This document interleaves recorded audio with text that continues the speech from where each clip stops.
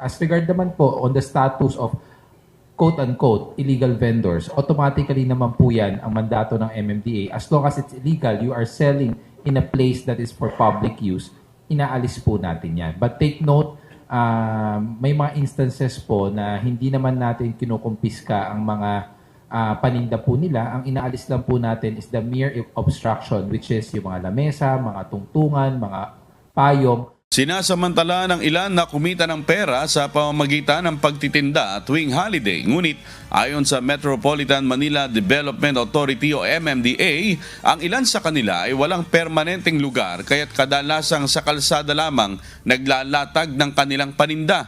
Kaya maigpit na paalala ng MMDA na hindi dahil holiday ay ligtas na ang mga ito sa clearing operations na regular na ginagawa, lalo na sa mga pangunahing kalsada sa Metro Manila.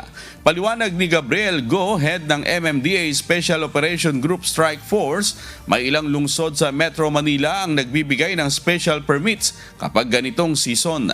Pero hindi lahat ng mga ito ay kanilang mapapayagan, lalo na kung nakakaabala talaga sa mga pangunahing lansangan at maging sa mga pedestrian.